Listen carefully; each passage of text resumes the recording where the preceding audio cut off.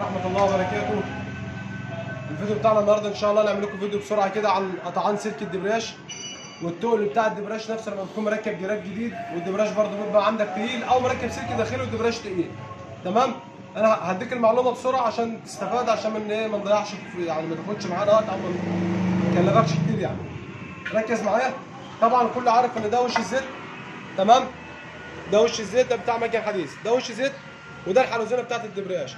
وش الزيت ده لما بيكون راكب حلزونه الدبرياج المفروض الطبيعي بتبقى كده. تمام؟ طيب انا دلوقتي السبب لو هي في العدل كده لازم تبقى في العدل قصد الشفه اللي هي المنيم ده.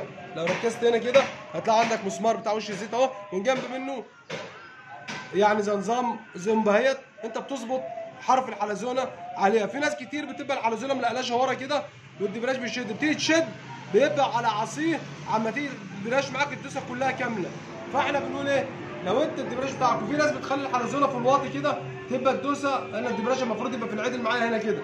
تمام؟ انت لما بتخلي الحلزونه في الواطي كده بتبقى الدوسه واخده معاك بجنب، فالدوسه بتبقى تقيله ومفيش دوسه معاك. طب الصح يا عم يسري، الصح ان انا لما اجي اركب سلك دبرياج بجراب او اركب سلك داخلي والدبرياج معايا تقيل، اول حاجه بعملها بظبط الحلزونه. يعني ايه بظبط الحلزونه؟ شوف بص الحلزونه على وضعها عامله ازاي. لا انا بروح حالل المسمار الثمانيه ده. تمام؟ واروح رافعه.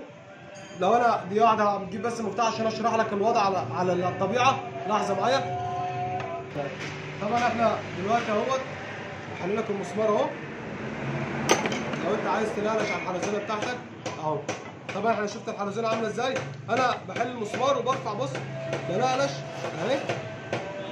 الحلزونه معايا خالص اهي، وبظبط المشرشر بتاعي زي ما انا عايزه اهو.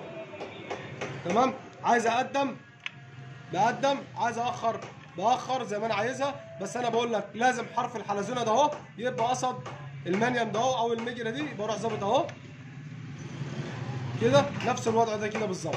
تمام؟ وبعد كده بتروح مركب مسمارك اهو وتربط الحلزونه بتاعتك وتركب سلك الدبرياج بتاعك وتشد كده. هيبقى الدبرياج معاك خفيف، هيمنع قطع سلك الدبرياج معاك باستمرار. لو انت بتركب داخلي وبتقطع كل 3 4 ايام هيمنع معاك الكلام ده. اقل واجب خالص اقعد اسبوعين معاك لان السلوك الداخليه برضه صيني. فاهم حاجه ان هو هيبقى الدبرياج خفيف والسلك هيعيش معاك شويه عن الاول. تمام؟ وما يحملش على ورق الدبرياج ولا يخلي المكنه تزعل معاك في المشي، لان انت بتظبط الحلزونه في المنيم بتاعها الصح. ده كان الفيديو بتاعنا النهارده. استنظرونا ان شاء الله الفيديو الجاي مع يسر ابو خبير في فيديو جديد.